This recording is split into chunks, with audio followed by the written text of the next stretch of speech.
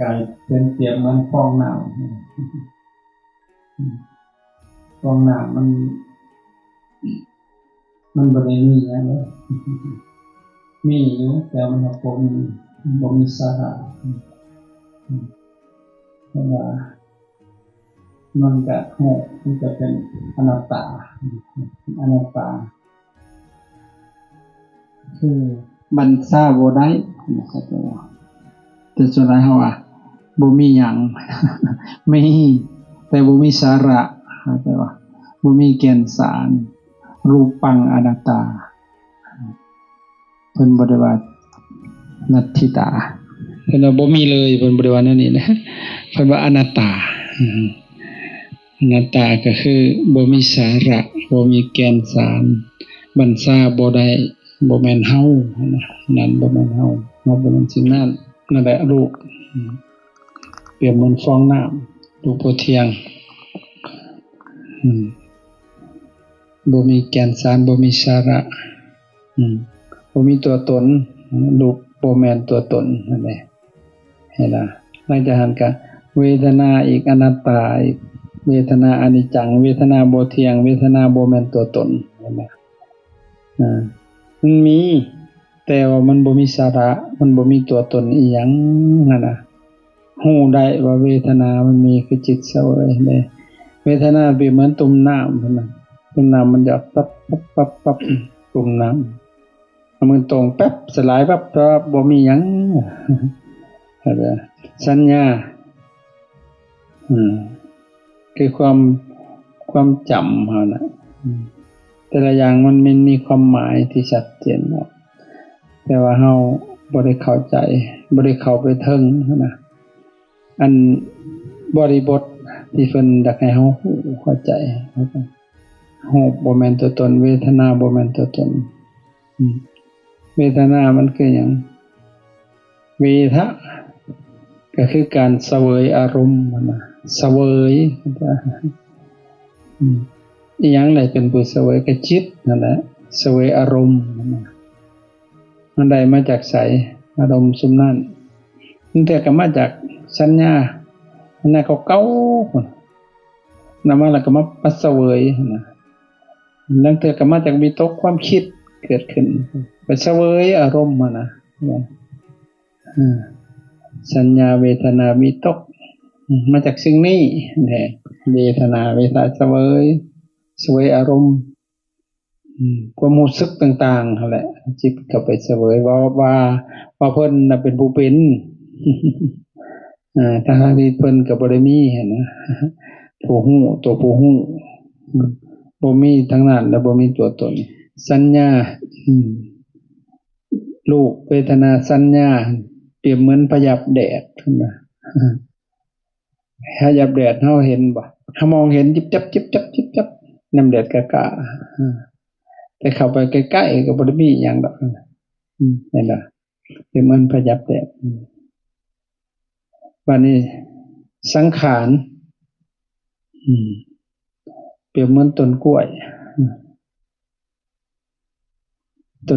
มันบ่มีแก่นสารบ่มีสาระบ่มีแก่นสารปอกเข้าไปจนเบิดเกิดเติดบ่มีแก่นบ่เห็นแก่นบ่มีสาระบ่มีแก่นสารนั่นเด้อสุดท้ายก็เลยมาฮอดวิญญาณคือนักมายากลนางมายากลมันคิดตัวเนาะมันเฮ็ดจับเดี๋ยวเอากองมามันเอามีดแทงจุ๊บถอดปุ๊บคนอยู่ในหั่นบ่ถือคนได้จังมาแล้วก็เปิดออกมาก็เห็นคนบางเทื่อก็เอาหยังปั๊บเป็นคนขังกับนะเปิดออกมาอีกเป็นแนวใหม่อีกบัดนี้บางเทื่อกลืนให้ใบมีดโกนผู้เป็นว่าบ่ลึดดึงออกมาจากในคอนะมากนักมันยากลกันว่ามันก็ขี้ตัวอันนี้คือกันจิตเวทนาสัญญาสังขารวิญญาณวิแจ้งแจ้งอารมณ์เปรียบเหมือนนักปัญญากลวิญญาณอย่างมันปรุงมันแต่งมันพุ่งมันคิดทำบ่ทันเด้บ่ทันในที่นี้ก็คือ บ่ทันปัจจุบันหั่นน่ะปัจจุบันหยังล่ะปัจจุบันอารมณ์ปัจจุบันธรรมปัจจุบันอารมณ์ที่ลมหายใจเข้าสูดจืดเข้ามันเข้าไปสุดแล้วมันก็เป็นอดีตเด้แล้วมันจะออกจืดสุดก็เป็นอดีตอีกแล้วหั่นน่ะบ่แม่นปัจจุบันเด้หั่นปัจจุบันขณะที่มันเป็นเด้หั่นน่ะคือปัจจุบันมันสิทันง่ายๆสิบ่มันเป็นได้เฮาเฮ็ดบ่ทันไปฮอดจุดนั้นเฮาก็ว่ามันเป็นไปได้อยู่บ่มันต้องฮู้ให้ที่เข้ากว่าหั่นเด้สติหั่นระลึกฮู้ฮู้เมื่อกายพระเจ้านะฮู้เมื่อกายอันนั้นคือกายานุปัฏฐนาฮู้เมื่อคิงนั่นคือฮู้เมื่อกายกายนั่นคือคิงทางกายเมื่อคิงอิหยังก็ฮู้เมื่อความคือเวทนาฮู้เมื่อใจคือจิตฮู้เมื่อฮู้คือธรรมนั่นน่ะนี่แหละเกิดขึ้นยังเกิดขึ้นกับหูลมเข้าลมออกหูที่เขามันก็เป็นอภิญญายะเนี่ยมันที่เขาอาจารย์ไปปฏิบัติใหม่ก็เฮ็ดแบบสิได้ค่อยรู้สึกสิเคลื่อนสิไหวจริงๆแล้วก็บ่ได้ตั้งใจจะปฏิบัติดอกไปเล่นไปม่วนซื่อๆนี่แล้วไปขายเวลาซื่อๆมันบ่ได้คิดว่ามันสิบวชมาฮอดมื้อนี้7 วันความคิดไปเลยหันไปก็ มีอันเปลี่ยนแปลงก็คือเหตุปัจจัยคือบุญนั่นแหละมันจัดสรร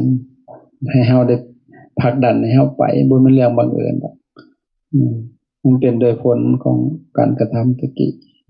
ก็เบิ่งผู้นั้นแล้วก็เบิ่งผู้นี้แล้วนั่งสมาธิบางองค์ก็เขาก็นั่งนิ่งแท้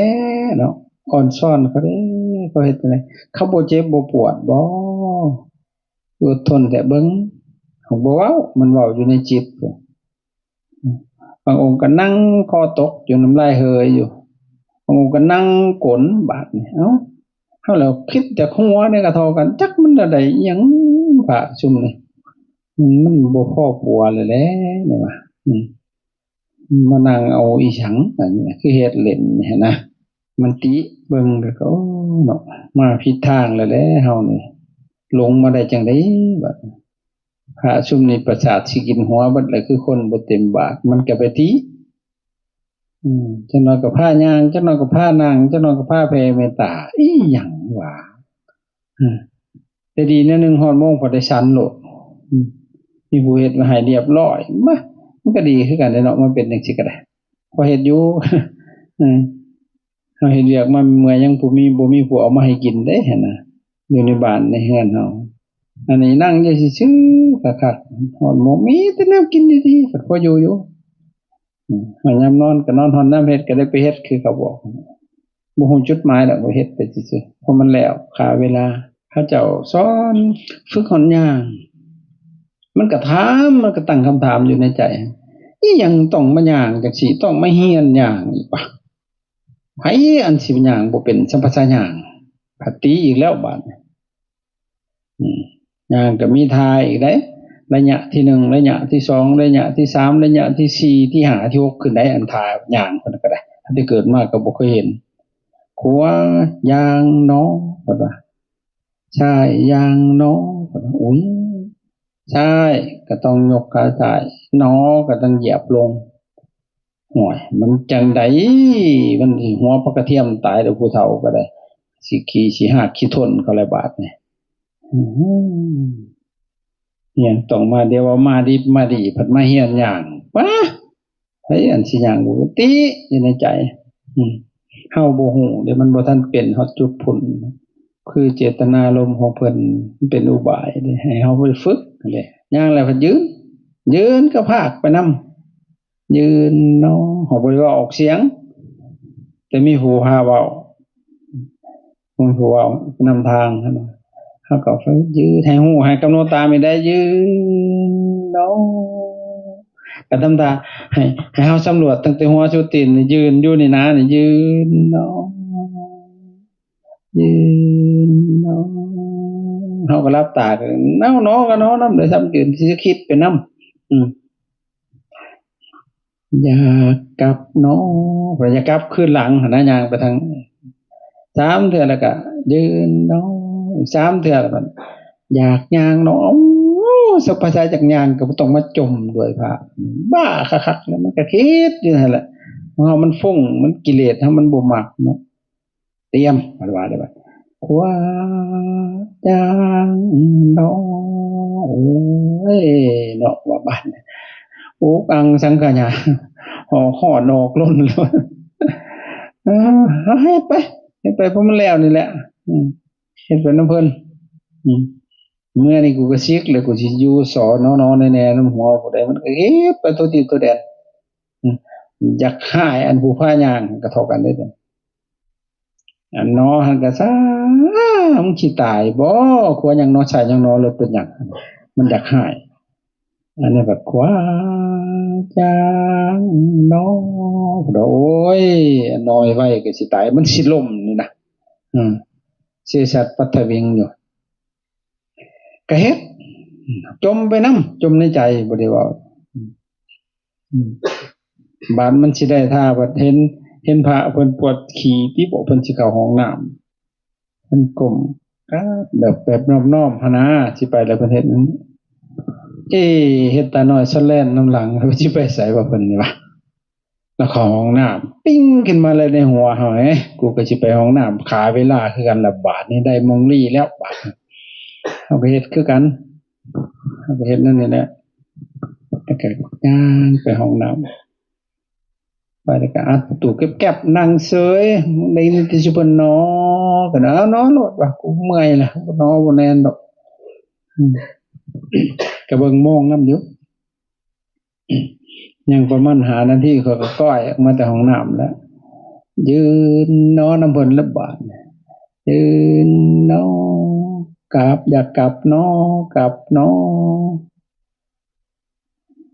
บัดนี้เตรียมว่าได้เวลาบ่เตรียมกำลังอยากย่างนอหั่นน่ะก็สมควรแก่เวลาอยากนั่งนออยากนั่งนออีกเด้อยากนั่งก็จมอยู่นี่โอ้ยก็จี้ลงไปในหัวใจนี่พัดบอกอีแล้วอยากนั่งก็อยากนั่งให้มันรู้สึกว่าอยากนั่งอีหลีนั้นเมื่อยยืนเมื่อยหยังเดินไปนั่งนอก็คอยไปเด้อเพิ่นดูความสำรวมเฮ้ยก็นั่งชะแงกไปนั่งถาหมู่หลับตาดีๆนั่งคิดนั่นแหละบ่พอ5นาทีดอกพวกนั้นก็หลับเบิดแล้วมิดเสยม้อยสวบเมาเป่าลมอยู่นี่เข้าห้องน้ำอีกสิเบิดเวลาก็มาอย่างนั้นถ้าก็แผ่เมตตาให้เมตตาก็บ่ฮู้เรื่องหยังดอกมันสิมีบุญตายหยังล่ะเข้าแต่ห้องน้ำเว้าไปนำหมู่ซื่อๆแต่ว่าบัดสิสันอาหารบ่เคยพลาดเลยได้ไปก่อนภูเขาอันนั้นอีกท่ารอแล้วละครั้งก็สิดังเฮา6 โมงเด้ทีละครั้งแม่งกัดสลอก็ไปนั่งเฝ้าพระเขานั่งหลับตาเฮาก็หลับตาโดนๆก็เฮ็ดตาน้อยซะแล่นเบิ่งหันเบิ่งนี่แล้วบัดนู้นคนแล้วแต่เฮาเฮ็ดหมู่เฮ็ดแบบแป๊ะๆบางๆหั่นแหละม่ามแป๊ะพุ่งคือว่าอะไรเฮ็ดตังหลี่ขี้แดงเศร้าหั่นแหละจะบัดสุดท้ายครับได้ย้อนเพิ่นลงมาเทศพระผู้ใหญ่เทศจังซี่แหละธรรมะก็อยู่ทางหน้าสิเฮาบ่เป็นธรรมะนั่นนี่ดอกเฮาก็นั่งอยู่ต่อหั่นน่ะปรากฏว่าจิตมันคอยตามธรรมเทศนาเพิ่นเว้าหั่นเฮาก็บ่ได้อยากฟังดอกมันหูบ่หนวกมันก็ได้ยินนั่งซื่อๆมันก็เว้าเพิ่นโน้มน้าวจิตใจหั่นมันก็สิมีแนวของเพิ่นหั่นแหล้วเฮาบ่ฮู้เรื่องเฮาคิดน่าอายผู้เพิ่นเว้าเลยตานี่คันเลี้ยวขึ้นเบิ่งเพิ่นบ่ใส่แว่นดำบัดจักเพิ่นสิแนมไปทางใดจะคือเว้าให้เฮานี่แหละลูกพระลูกเณรลูกศิษย์พวกท่านทั้งหลายต่างเสียสละเวลามาบวชมาประพฤติปฏิบัติข้ามน้ำข้ามทะเลมาเพิ่นบางคนก็ลาครอบลาครัวลาคนหักลา ข้าราชการมาบวชนะหวังสิปฏิบัติธรรมให้มันเพิ่มบุญกุศลขึ้นให้มันเกิดขึ้นในจิตในใจมาแล้วก็สิมาเฮ็ดต่างหลีขี่ต่างเศร้าบ่เพิ่นว่านะขาดทุนทั้งกำไรโอ้ขี่ต่างเศร้าต่างหลีนี่กูคักๆนี่มันว่านั่นเด้เขามีแต่เฮาผู้เดียวคือผู้อื่นก็สิลอยอยู่กับจักเฮาบ่ฮู้ตัวน่ะโอ้ยคือมาจังคักแท้เด้บาดนี่มาเฮ็ดต่างหลีขี่ต่างเศร้าอันนี้มันคือจังคักแต่เฮาบาดนี่เงยหน้าบ่ขึ้นเลยบาดก้มหน้ากูสู้เลยมันเต็มๆเฮาเลยนะเพิ่นว่ามันดีตัวครูบาอาจารย์เพิ่นพาเฮ็ดพาทำแต่จิตใจเฮามันมืดบอดมันมองบ่เห็นกิเลสมันขวมหัวยองหัวเด้คนเต็มที่มาเบิ่งก็แม่นเด้เนาะจิตก็คอยตามเด้บาดนี้คนหลั่งไหลมาถวายทานมากใหม่ก็เต็มรถอิหยังก็สารพัดบ่ได้อึดนะครูบาอาจารย์เนาะเฮานี่บ่ดีเองเด้นี่นะมันคิดไปทุกทีลองดูเขาเป็นฮักพัดเช่นหนึ่งส่วนเขาสิได้มาพุ่นน่ะไปไม่มือไม่ตีนเขาบ่แม่นง่ายหั่นนะเฮานั่นโอ้ยยามสิกินเขายังประเคนให้นกเจเก่าเท่าสิหัวพุ่นน่ะมันก็คิดแล้วเนาะเฮาบ่แม่นลูกแม่นหลานเขาเขาอยากได้บุญนำเฮาเลื่อมใสในห่มผ้าก็สาวพัดเฮาว่ามีบุญจังได๋สิให้เขาโอ้มองเห็นแต่บาปเจ้าของบาปตายแล้วพวกนั้นเขาเจ้าเฮ็ดมันก็สิใครอยู่ดอกมันก็คิดเด้มันเฮามีปัญญาอยู่เนาะเนาะเฉพาะเขาเจ้าตั้งใจเฮ็ดกูๆมุๆเงียบมันเฮาก็เป็นโอ้ยบาปบ่มีหม้องไว้แล้วกูบาดนี่มันคิดคอยตามเพิ่นเทศนั่นแหละเฮาบ่ได้ฮู้สมาธิสมาปีอีหยังดอกตะกี้หั่นน่ะจิตมันก็ดิ่งไปในอารมณ์อันเดียวนั่นแหละกระจายเสียงที่เพิ่นบอกมันแนบแน่นอยู่นั่นน่ะป๊าบ่ได้คิดไปทางอื่นเลยตามไปมันดูดเข้าไปปึ๊บลงไปเลยบาดมันสุขติแหละออกมามันสุขโอ้ยเนาะเฮาประมาทมาจากมื้อนั้นมามันก็สิจักสิกบ่บาดนี่โอ้ยเพิ่นสิเลิกแล้วเพิ่น 2-3 มื้อนี่เพิ่นเลิกแล้วสิเฮ็ดได้บาดนี่เพิ่นก็ยามใดอีกเพิ่นสิเฮ็ดปีหน้าบ่ฮู้ยมันคือสิโดนแท้บาดนี่เฮาสิเฮ็ดอยู่ไสเฮาสิไปปฏิบัติได้อยู่ไสถามเขาหั่นน่ะจากที่อยากสิกอยู่หั่นหายปานไปทิ่มเลยบาดนี่เฮาสิไปปฏิบัติได้อยู่ไสเขาก็ว่าอยู่ฮู้นเฮาบ่ได้ไปจักอยู่สิใดอยู่หั่นอยู่นี่มีแต่ตารางอีกบาดอยู่นี่เพิ่นบ่เฮ็ดบ่เฮ็ดนั่นแหละเข้าพรรษาน่ะเพิ่นก็จัดต่อห้วยข่อยสิอยู่นี่ได้บ่ได้เขาว่าพระสิมาหลายปฏิบัติแฮงเข้มข้นกว่านี้เขาว่าอยากอยู่แล้วในที่สุดก็ตกลงอยู่โอ้เขาจะปฏิบัติเข้มข้นที่สุดในนิยมนะเฮ้ตั้งต่อปฏิบัติแต่ละองค์มานะทำความเพียรมันบ่คือว่าเฮาได้ยุ่งโตสัมเปเทพนี่บักดำๆบินมาจับขนลุกหยาบพุ่นอันนี้มันบ่มีฮอดยุ่งซ้ำนี่เห็นสิบ่อีนี่จักยุ่งจักหมดมันเจาะมันจิ้มมันกัดมันจะก็นั่งกัดสั่นคนอยู่ซื่อเฮาพอจะพามือตบให้บ่แล้วมันเฮาบ่ฮู้ก็เลยอยู่จำพรรษานี่ไม่ออกมาหลายเขาเจ้ามาทนุบำรุงมาถวายภัตตาหารมาจำศีลส่วนหลายก็มีแต่คนที่ค่อนข้างสิมีอันจะกินมีฐานะก็ต่างผู้ดีนี่ไม่ออกนึงชื่อแล้วไม่ออกอัญชลีชื่อก็ชื่อม่วนคนก็งามแล้วบ่เคยมาแล้วเพิ่นมานำแม่นำหยังหั่นน่ะไปขี้เล่นเนาะเพิ่นสอนฟองน้อหายใจเข้าหายใจออกยุบน้อเดินน้อย่างน้อมีแต่น้อนะยังก็น้อวัดหูน้อไม่ออกอันนี้เพิ่นมันก็คักแนวนึงให้เนาะเราก็เลยเอาไปเล่นเลยคำว่าน้อหั่นน่ะก็เป็นตลาดเนาะชื่อทั่วน้อชื่อผักบุ้งน้อชื่อหอยน้อชื่อนั้นน้อเล่นไปน้อเล่นมามันติดอยู่ในอารมณ์อันเดียวที่บ้าน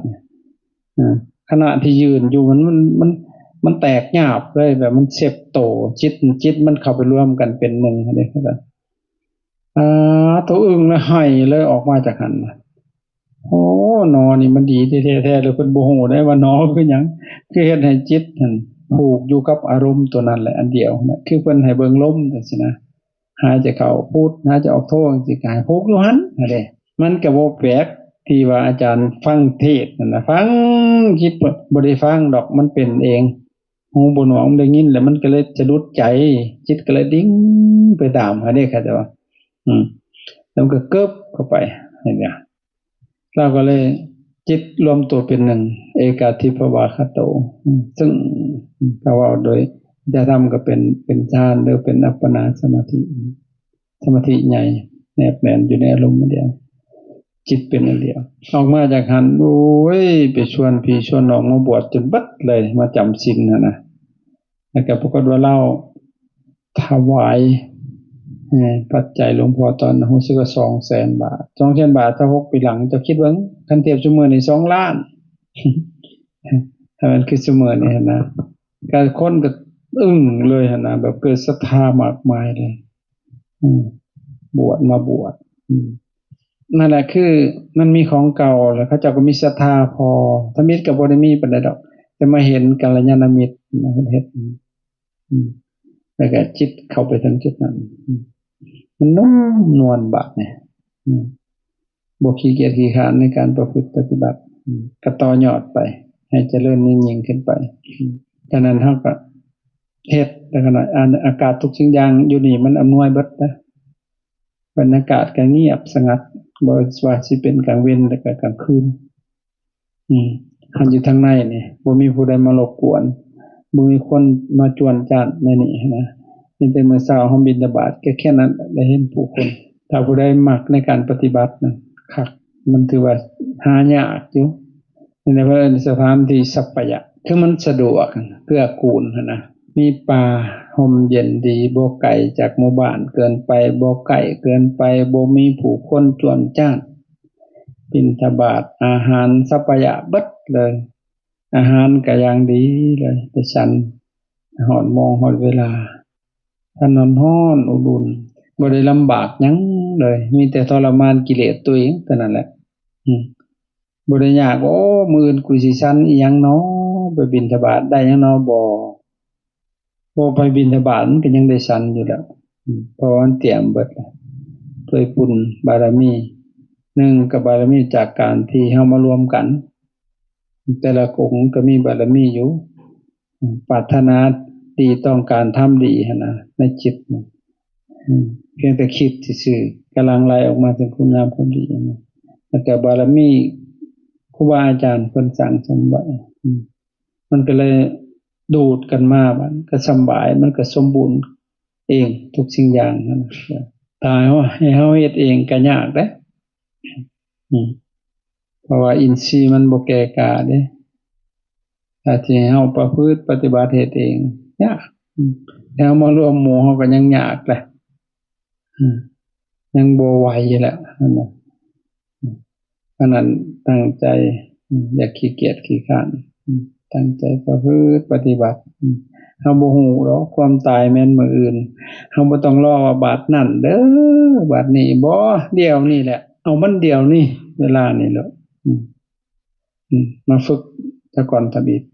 หลังจากมันเป็นวาสนามันติดแต่เฮาไปอยู่ไสเฮาก็เฮ็ดได้เฮามาอยู่เฮือนเฮาก็ปฏิบัติได้จริงๆแล้วก็คือปฏิบัติทำอยู่ตลอดกาลมีสติรู้เมื่ออยู่ในกายในคิงเฮานี่ในเวทนาในความรู้สึกในจิตความนึกคิดในธรรมอารมณ์ต่างๆนิวรณ์ต่างๆมีสติรู้เมื่ออยู่ในลมหายใจเข้าออกเฮาเฮ็ดเวียกเฮาก็หันใจเฮาย่างเฮาก็หันใจตามันก็เห็นของมันอยู่หั่นแหละเฮ็ดหยังก็ได้หูมันก็ได้ยินอยู่หั่นแหละเฮ็ดหยังก็ได้ดังมันก็ได้กินอยู่หั่นลิ้นก็ได้รสกายก็ได้สัมผัสใจก็ธรรมารมณ์ก็เกิดขึ้นนั่นแหละคือปฏิบัติธรรมตะบี้ตะบันมันนั่นเบิ่งไปอันนี้โอ้ยเฮาบ่มีสติจิตสังขารปรุงมาแล้วก็ไปนำมันเติดบัด แล้วก็พอใจผู้นั้นบ่พอใจผู้นี้ผ่านไปบัดเลยนักเขาบ่พอใจของเจ้าของได้บัดนั่นน่ะคือจิตแต่ว่าสุดท้ายก็ส่วนไปแล้วบัดส่วนไปมันก็ในที่สุดก็บ่มีสติไปนำมันเลยบัดหลักจักเลยบัดเสียมวยแล้วลงมวยแล้วมันตบขี้หูแล้วบัดหงายทวนเฮาตามใจมันตามใจน้ำไหลไปแต่ทางต่ำบ่ฮ้อนไหลวกขึ้นเมื่อกำไผดอยจิตมันคือน้ำหั่นแหละจิตมันน่ะน้ำมันไหลลงแต่ทางต่ำได้เคยเห็นน้ำไหลขึ้นเหนือแต่ว่ามันบ่ขึ้นได้มันยึงกลับก็ย้อนว่ามันมีแนวกั้นตึงไว้กันไว้มันก็ยึงถอยขึ้นไหลมาแล้วก็ถอยขึ้นมันระดับมันขึ้นไปพุ่นเด้แม้จากโตพาพนังตกกันเหมือนกันจิตคนก็คือกันถ้าเฮาบ่มีสติหูเมื่อมันเดี๋ยวไปน้ำมันแล้วบัดคิดปรุงเพราะฉะนั้นฮู้ซื่อๆฮู้แล้วก็วางบ่ต้องไปนำดอกว่าอีหยังมันเป็นไสมันมาจากไสบ่ต้องเป็นบ้านำไปก็ได้จิตนั่นน่ะเพราะมันบ่เคยว่างจากอารมณ์เด้ฮู้ตัวนี้มันดับลมก็เอาตัวอื่นมาอีกก็ฮู้มาอีกก็เท่านั้นแหละคันปรุงไปนำมันก็แล้วเรียบร้อยแล้วเพิ่นเอิ้นจิตสังขารแหละจิตสังขารปรุงแต่งไปไปตามอารมณ์นั่นแหละครับเฮาอยู่ไสก็ปฏิบัติเฮ็ดเวียกก็ปฏิบัติกินข้าวอยู่ก็ปฏิบัติสังเกตเที่ยวคักๆหลังจากเฮ็ดเบิ่งเพิ่นว่าสร้างสติสัมปชัญญะเพิ่นสอนเฮ็ดแนวใดวะแต่เพิ่นบ่ได้สอนจำจี้จำไส้แนวนี้เพิ่นบอกว่ายืนเดินนั่งนอนพูดคิดทำกิจอะไรกำหนดรู้เท่านั้นที่อาจารย์มีความรู้น่ะปฏิบัติมาจนมาฮอดมื้อนี้ฮู้เมื่อยืนก็ฮู้เมื่อยืนนั่งก็ฮู้เมื่อนั่งนอนก็ฮู้เมื่อนอนกินฮู้เมื่อเพิ่นสร้างจังหวะจากโคนเบิ่งสิลองเฮ็ดเบิ่งกันนะเพิ่นว่านั่งเนาะนั่งก็มีแนวคิดใหม่เด้นั่งเนาะอยู่ก็ได้อยากยืดกระโตเนาะก็ยืดเนาะจังเนาะเฮ็ดอยากแยงซ้ายอยากงอกซ้ายอยากเลยพอเฮ็ดลองเฮ็ดตามบาดเฮ็ดเบิ่งอยากลุกก็อยากลุกจนอดบ่ได้เอาลุกไปอยากย่างก็ย่างไปก็เท่านั้นปกป้นนั่นแหละเบิ่งต่อมาบาดนี่มันกำหนดเองมันได้บาดนี่มันตามมันหูที่เขามันกำหนดเองมันเบิดปิ่นสายปิ่นครัวอีหยังต่างๆเอาแล้วจิตมันบ่ส่งออกไปแล้วบาดนี่มันอยู่เฉพาะหน้านี่นี่สิจออยู่ที่อีหยังมากก็สิหูอีหยังมากก็สิหูในที่สุดมันหูที่เขาเช่นเพิ่นว่าอภิญญะแปลว่าหูยิ่งหูหยังล่ะหูอารมณ์ซุมมื้อนี้บ่ได้ไปหูโลกหน้าโลกอีหยังดอกบ่ได้ไปเห็นอีหยังดอกหูอยู่ในนี่อารมณ์นี่หูเสียงกลิ่นรสโผฏฐัพพะธรรมารมณ์หูอยู่ในนี่ในหูในเวทนาสัญญาสังขารวิญญาณหูอยู่ในนี้ก็เอาโอ้มันนุ่มๆเว้ยมันก็เพื่อมไปเบิดอีหยังต่างๆนั่นมันเกิดปีติปราโมทย์ย่างไปซื่อๆก็คือบุน้ำไปนี่เด้มันเป็นหนาแน่นเขาแต่ละอย่างคนลุกเนี่ยต่อมามันหูข้อเอามันสิคิดจุกหรือมันหูโลดมันเบรกจุกโลดสิคิดมันสิคิดบ่ได้เลยมันดักอายเลยคิดก็บ่ได้อีหยังก็บ่ได้หูที่เขาพุ่นแหละจนเป็นสติสัมปชัญญะเนี่ยพระเจ้าว่าให้มีความเพียรอาตปิสัมปชัญโนสติมาวิริยะโลเกอภิสาโทมนัสสังมีความเพียรเพิ่นน่ะเพียรอีหยังแหละความเพียรทางจิตนี่แหละมาในเชิงของการปฏิบัติเพียรหูมันอยู่เนี่ยในกายในเวทนาในจิตในธรรมหูแต่ละอย่างสอดส่องว่า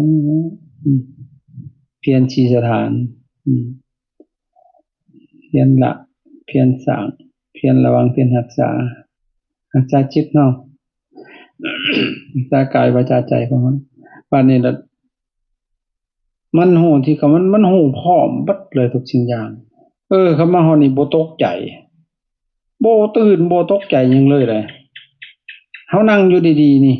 มีคนสิเอาระเบิดมาทิ่มซะยังบ่ตื่นปกติมันสิเรือบอกเอ้ยมันจวดซื่อๆก็ตื่นแม่นบ่เลอพู้นแหล้วอันนี้บ่มันสิตื่นมันหูพร้อมต่อให้เอาระเบิดมาทิ่มใส่มันสิแตกก็ยังหูพร้อมมันสิแตกได้ระเบิดปักนั่นแหละมันบ่บึ้มได้ตอนนั้นพอโทษดีมันถึงที่สุดมันช่วงพอดีพี่ช่วงสิออกพรรษาเขาจำพรรษาจังได๋เขามาเล่นมักกะโพกปิงปองเขาโยนทิ่มระเบิดหั่นนะอีหยังบักกะโพกเนาะมันคือลูกบอลนี่นะโอ้ยดังแท้ดังว่าทีมสิกุดนี่ว่ามันสิเฮิงพุ่นแล้วเขาเล่นกันพระดอกมีแต่พระกรรมฐานเล่นกันก็ได้กรรมฐานเฮียเด้เจ้าของผัดอินอยู่ในการกำหนดการหูมันบ่สนนำไผบาดอีดปอกมันหูแล้วมันสกัดเลยอีดปั๊มหั่นน่ะอีดปักมันบ่เป้งเข้าหูเฮาซ้ำมันออกมาสกัดอยู่พี่ปักคือกันกับแขวนลูกโป่งลูกหมากพงล้มแล้วเด็ดพินนิดหน่อยใส่ดังปังมันบ่เข้าไปหั่นเด้มันสิแบบซั่นแหละอิหยังก็กระเด็นเบิดหยังก็กระเด็นเบิดม่วนเด้มันคนกันมาจุดได้หลายบาดนี่แต่ควันมันน่ะปุ้ยซ้ำกันกับอูฐหนูแต่เฮาบ่ได้รู้สึกเท่าใดเฮาก็นั่งเฉยฟังเสียงประจุจุดไปจนมาเบิดเฮ้ยเบิดเงินชื่อคือสิแม่นน้อยลงปังเฮิงๆปังอยู่หั่นอยู่นี่แน่เบิดแล้วบาดขย้อนกับตารางกุดเจ้าของมันบ่ทันได้รู้พอเขาชวนไปบ่ไปได้ล็อกประตูไว้เพราะว่าเขาหยุดปฏิบัติแล้วเฮาคนปฏิบัติอยู่มันสิหยุดได้จังได๋มันหมุนติ้วของมันอยู่ของมันบ่เห็นบ่แต่ว่ามันสติสัมปชัญญะมีความเพียรมีสติเห็นบ่แล้วมีสัมปชัญญะด้วยสัมปชัญญะคือตัวปัญญาแหละครับมันหูพร้อมในเรื่องนั้นแต่ว่ามันเป็นได้ขนาดหาลองเฮ็ดเบิ่งแม่อยู่ผู้เดียวแฮงคักเฮ็ดกันอยู่กับหมู่สิว่าเป็นบ้าสิว่าเพิ่นมันสิเฮ็ดงงๆงิหยังอยู่ปัจจุบันหลังจากนั้นมันก็เป็นออโตเมติกของมันเฮ็ดเองบาดนี่นอนเดี๋ยวมันก็เบิ่งเองนั่งก็เบิ่งนอนก็เบิ่งจักหน่อยนอนมันสิหิวไปได้บาดนี่เป็นลมเป็นหยังมาได้บัดนี้คือมีแนวมายกกระโตเฮานี่แหละบัดวูบซัดไปเลยได้บาดนี่จักสิไปไสแล้วบาดนี่สิเป็นจังซั่น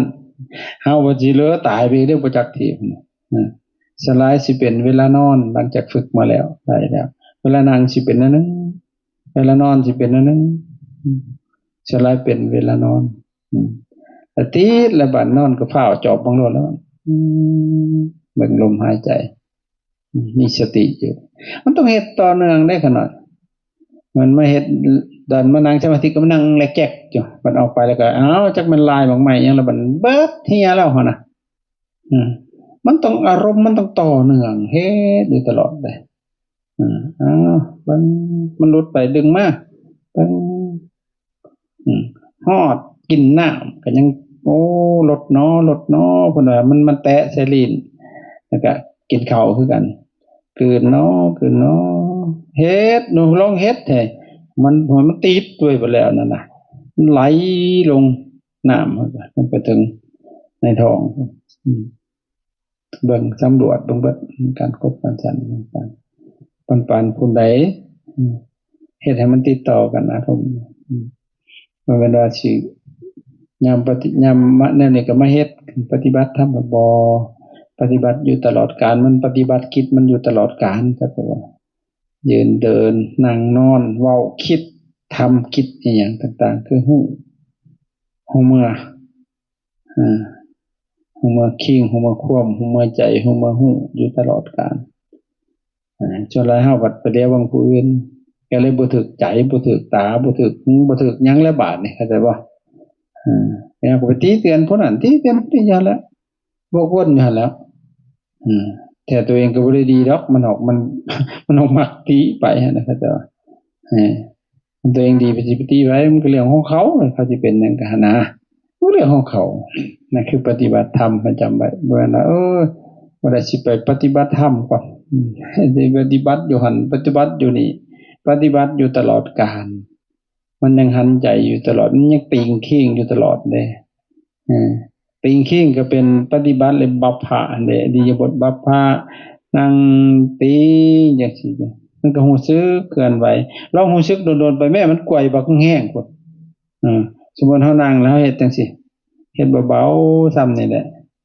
หลับตาแล้วเอาความรู้สึกคอยตามไปเบิ่งบัดแล้วมันกวยได้โตเบาบัดเลยได้มันก็เป็นแล้วนั่งอยู่นี่เอาความรู้สึกมาจับไว้อยู่ในกายนี่ของกายบักหนักๆของจังได๋โตใหญ่ขึ้นนี่เดี๋ยวก็เป็นอีกคันเฮ็ดเป็นเข้าใจบ่นั่งบัดแล้วคือคนเอาหินมาทับเฮานี่แบกแจ๊ะๆไว้บักหนักๆมันมึนตาขึ้นมาสิมีตายอีหยังหายไปแล้วนั่นระวังการวางจิตไว้อยู่ในใสตั้งจิตไว้ในกายตั้งกายไว้ในจิตก็สิเป็นมันต้องสลาดนะแม่ปฏิบัติธรรมอันนี้ยามมานั่งแล้วเฮ็ดคือบ่ออกไปเฮียโจมันสิปฏิบัตินับใหม่อีกแล้วน่าสิเอาแท้ๆนะขนาดเฮ็ดเบิ่งอย่าเฮ็ดมาแล้วแต่พูนสมัยบวชใหม่ๆเขาจะเฮ็ดจนลองเบิ่งหลายๆนะจนเข้าใจเฮ็ดจังซี่เป็นจังซี่เฮ็ดจังซี่เป็นจังซี่แต่การปฏิบัติวิปัสสนามันผันง่ายได้บัดมันบ่คือกันสิทำเจริญสมถะมันต้องได้หาที่เงียบที่สงบนั่งนะแต่วิปัสสนาปฏิบัติได้ตลอดกาลว่าแต่มันตื่นขึ้นมามันก็ทำงานของมันแหละตาก็กระทบหูก็กระทบเสียงดังก็กระทบกลิ่นลิ้นก็สัมผัสกายก็ธรรมารมณ์มันตลอดกาลเลยมีสติสอดส่องนี่หั่นจี้ปึกจี้ปึกคือหูเทียนกับลูกสูบนี่มันตั้งจังซั่นหูแล้วก็วางหูแล้วก็มาอยู่กับลมหายใจลมหายใจมันเป็นหลักเป็นแกนเป็นกลางอยู่แล้วคนโง่ก็หันใจเป็นคนฉลาดก็หันใจเป็นเด็กน้อยก็หันใจเป็นผู้เฒ่าก็หันใจเป็นคนป่วยคนบ้าให้ใจเป็นเบิดนั่นแหละแต่ว่ามันสิยากอีจังอยู่ในหูดังนี่แต่เฮาว่ามันมองข้ามไปเบิดเลยพระพุทธเจ้าเพิ่นย้ำเลยจงทำไว้ในใจให้ดีๆซึ่งอานาปานสติสมาธินี่แหละ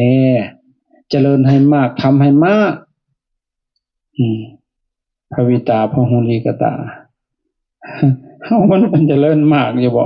ฮู้ลมหายใจเข้า100เทื่อพันเทื่อแสนเทื่อเท่าไรกี่ยามันแหละมื้อนึงมื้อทั้งวันนั่นเจ้าสิฮู้หลายปานใดล่ะเฮาจะยังถามพระอานนท์ได้หลายอย่างมีสติอยู่ในลมหายใจมื้อนึงจักเทื่อตั้งแต่ผมก็ถามแต่ก็เว้าเรื่องเธอระลึกถึงความตายมื้อนึงจักเทื่อนั่นแหละมีสติอยู่ตลอดบ่แม่นพันเทื่อตอนนี้ทุกลมหายใจเข้าออกมีสติอยู่ทราบสัตว์อยู่นั่นแหละสิบ่ห่างเกินจากฌานเป็นดังเฮ็ดบังดูเฮามื้อนึงเฮาสิเผลอหลายกว่าเฮาสิฮู้แม่นแต่ว่าเฮาสิเผลอปล่อยสตินั่นน่ะแต่เฮาก็เพลินกับสิ่งอื่นเด้